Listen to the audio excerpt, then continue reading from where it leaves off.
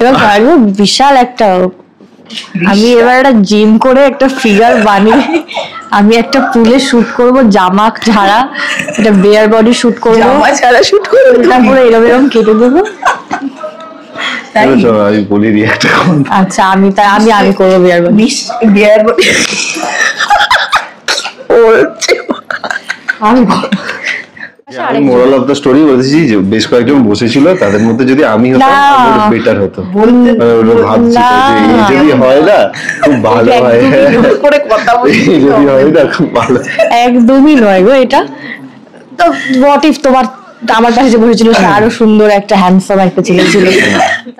মানে ইমোশনাল তো লাগছেই, খারাপ তো লাগছেই, আমরা তো সবাই মানুষ এবং মায়া সবারই মধ্যে আছে।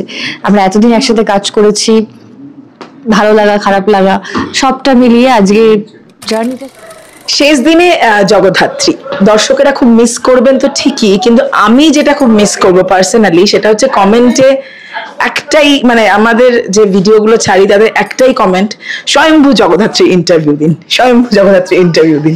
কালকেও এসে ইনফ্যাক্ট মানে 2-3 জন করেছেন আর কি। এটাই ভালোবাসা এবং এই ভালোবাসাটাই বোধহয় প্রাপ্তি 3.5 বছরের অঙ্কিতা এবং একদমই। দর্শক এত ভালোবেসেছেন আমাদেরকে, অনেক ভালোবাসা দিয়েছেন এবং ভালোবাসা একদম মুড়িয়ে রেখেছে জগদ্ধাত্রী পুরো টিমকে। কারণ 3 বছর পর 3.5 বছর পর এত মানে এই টিআরপি দর্শকের ভালোবাসা না থাকলে তো কখনোই সম্ভব না। এবং লিপ নেওয়ার পরেও আমাদের অনেক টিআরপি ছিল, বেঙ্গল টপার হই আমরা একবার, এবং মুখে মুখে জগদ্ধাত্রী ধারাবাহিকটা নিয়ে সবাই মানে কথা বলতো, যে ওটা একটা অভ্যেসের মতো হয়ে গেছিল। অনেক সময় যদি এটাও বলতো যে না আজকের এপিসোডটা ভালো লাগেনি বা আজকে এখন ভালো লাগছে না, তাও তারা দেখতো। ভালো না লাগলেও দেখতো, ভালো লাগলেও দেখতো, যে কোনো মুহূর্তে যে কোনো সিচুয়েশনে তারা মানে দর্শক ভালোবাসা দিয়েছে বলেই আজকে আমরা এই জায়গায় আসতে পেরেছি, এই জায়গায় দাঁড়িয়ে থাকতে পারছি। ঠিক বলবো, অনেক অনেক ধন্যবাদ।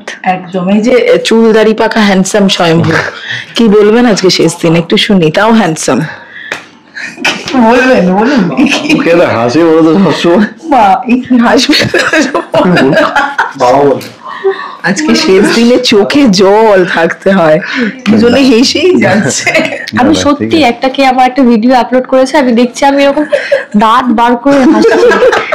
আমি ভাবছি সবাই শেষ দিনে মানে কি আমি না সবার ভিডিও গুলো শেষ দিনে এমন সময় করে তখন ধরো প্যাকআপের সময়, মানে তখন আর কিছু নেই, মানে কেঁদে অচল হয়ে গেছে। আর ওরা সকাল থেকে এসছে এবং আমি পুরো সবাই তো লিখবে নিচে যে ওর আগেবার দেখলাম খুলে যে কেউ লিখে যে ওর কোনো দুঃখ হচ্ছে না কেন।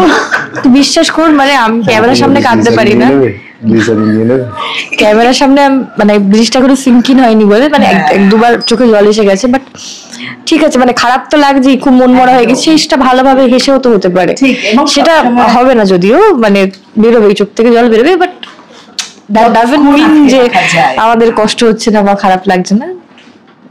যেটা বলছিলাম চুলদারি পাতা হ্যান্ডসাম স্বয়ম্ভু, কি বলবেন? ওটাই বলবো যে কাল থেকে আর চুলদারি পাকবে না। এবার বিশাল একটা আমি এবার একটা জিম করে একটা ফিগার বানিয়ে আমি একটা পুলে শুট করব, জামা ছাড়া একটা বেয়ার বডি শুট করব, জামা ছাড়া শুট করব, তারপরে এরকম কেটে দেবো। আমি বলি রিঅ্যাক্ট করুন। আচ্ছা আমি করবো বেয়ার বডি। বেয়ার বডি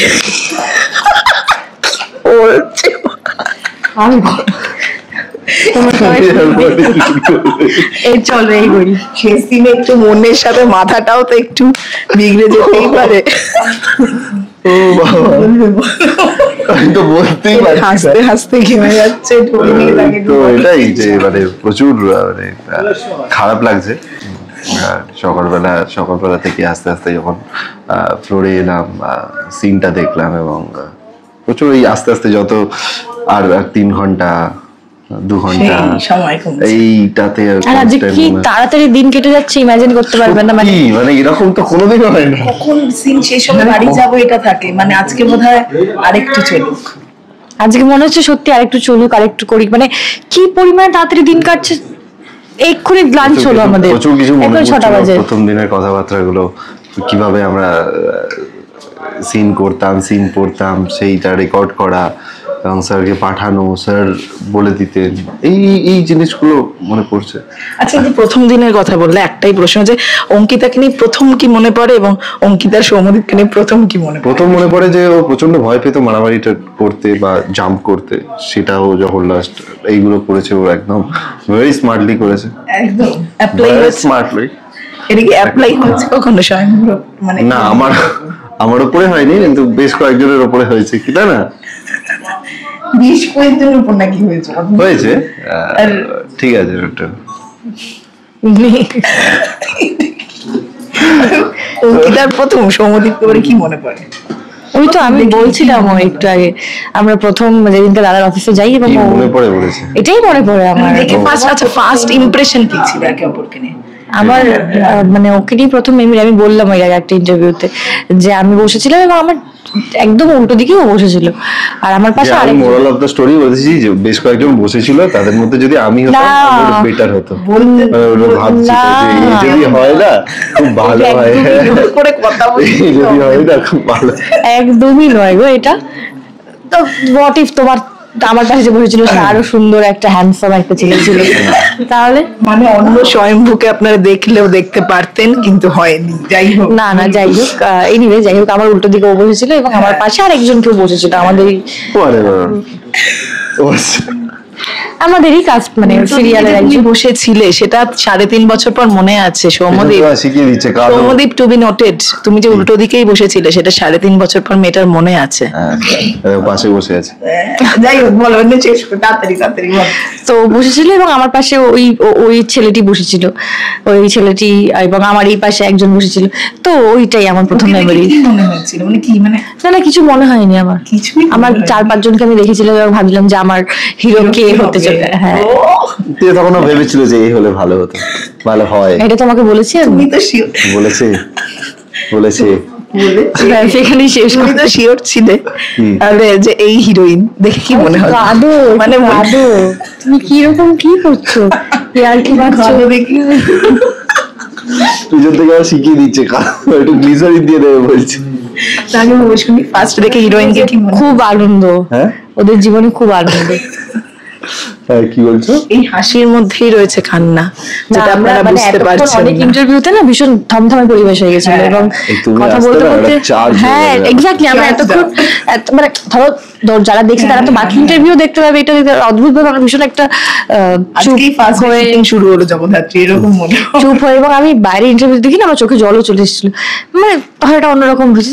ঠিক আছে, ফাইন, ঠিক আছে, আবার দেখাবো। কিন্তু ফার্স্ট দেখে কি মনে হয়েছিল? তাড়াতাড়ি। কিছুই মনে হয়নি, আমি তো নিজেকে নিয়ে প্রচন্ড ভাবছিলাম যে আমি কতটা করতে পারবো। বিশ্বাস করো, আমি নিজেকে নিয়ে প্রচন্ড টেন্স ছিলাম যে আমি একটা সিরিয়াল করেছি, সেটা ব্রেক করে কি করে আমি এইটার মধ্যে ইনভলভ হবো, বা স্যার যেটা শিখিয়ে দিচ্ছেন বা বোঝাচ্ছেন সেটা আমি কতটা স্মার্টলি করতে পারবো, বা যেটা বলছে সেটা করতে পারবো, এই টেনশনে ছিলাম গো। যাই হোক, শেষ করবো, কিন্তু শেষে সকলেই জিজ্ঞাসা করছে, আমি শোনাম কি নিয়ে যাবে, কি মিস করবে। একটা প্রশ্নই খুব মিস করবে, যে অঙ্কিতার সৌম্যদীপ কি প্রেম করছে?